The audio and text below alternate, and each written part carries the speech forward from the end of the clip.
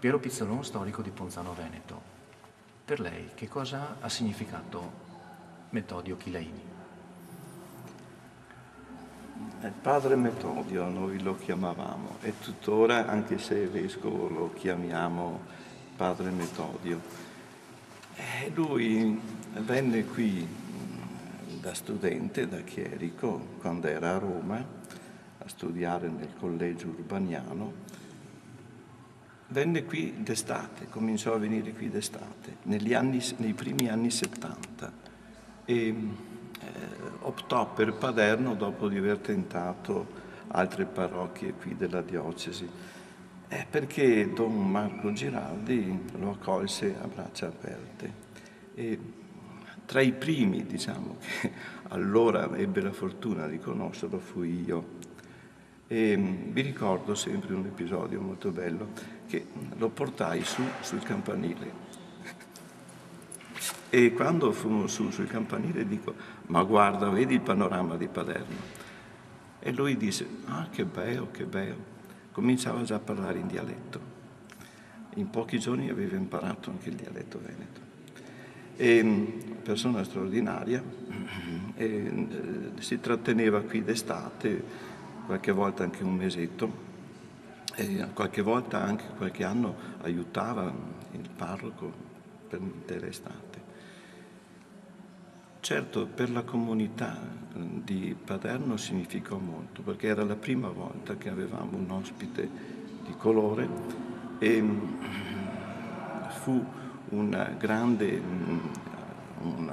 concordia e un fatto anche culturale, oltre che essere un fatto di amicizia, perché Paderno cominciava ad aprirsi agli altri con una certa voglia di conoscere. Ecco, questo è stato l'inizio. Ecco. Poi con gli anni cominciò a conoscere più a fondo la comunità e finché poi addirittura si arrivò, dopo 30 anni però, ecco, si arrivò a consegnare a Metodio la cittadinanza onoraria. Fu anche merito di Giorgio Massolin, che da ragazzo, da giovanotto diciamo, conosceva e conobbe Metodio, padre Metodio, e essendo sindaco Massolin ci fu questa iniziativa di affidare e di nominarlo cittadino di Ponzano onorario. Per cui lui con grande onore riveste la fascia verde di consigliere che porta in Africa con sé come un bellissimo ricordo sempre. Per Ponzano, appunto, che cosa significa oggi Metodio Chilaini? Penso che non è il fatto che Metodio sia diventato da sacerdote, sia diventato vescovo, questo è un fatto secondario, anche se ha la sua importanza, perché nella Chiesa, vero, sapete che, come dice San Paolo, i sacerdoti è bene che desiderano l'episcopato, in quanto l'episcopato è la pienezza dell'ordine, ma la sua non è stata una carriera ecclesiastica, è stato un riconoscimento che ha avuto dalla sua nazione, ma anche dalla Chiesa in particolare.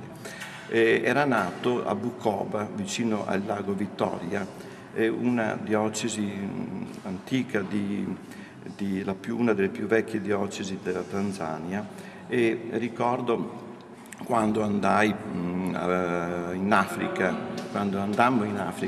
in alcuni amici, andammo anche a Bukoba e ci fu l'occasione di visitare questa diocesi. Lui era allora ritenuto una specie di pupillo del vescovo di Bukoba, che era diventato cardinale, il cardinale Rugambua. Il cardinale Rugambua, ricordo che era il primo cardinale africano nominato da Papa Giovanni XXIII. Questo fatto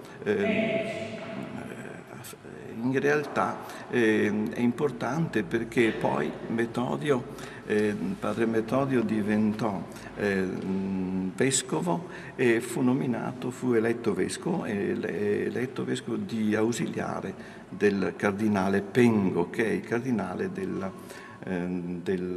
capitale di Tanzania. Tra l'altro il cardinale Pengo è ritenuto un cardinale papabile, per cui diciamo che riveste una funzione molto importante nel suo paese.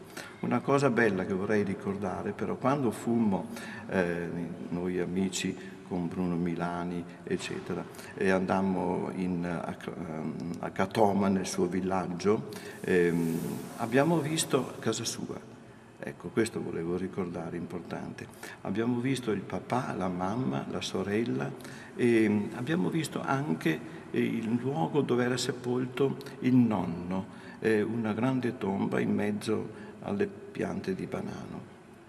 Diceva che il nonno era stato un grande capo del villaggio, ecco, e al tempo ancora della colonizzazione tedesca, ecco. Abbiamo conosciuto anche la nonna che viveva sola in una capanna vicino alla famiglia. La famiglia invece aveva una casa in muratura. La nonna era ancora nella capanna dei suoi vecchi. È stata una cosa molto bella, interessante. Siamo stati in Africa, nel villaggio di Katoma. Katoma che poi diventò l'occasione per, qui a Ponzano, per gemellare in un certo senso il comune di Ponzano Veneto con questo villaggio che non aveva ancora le scuole.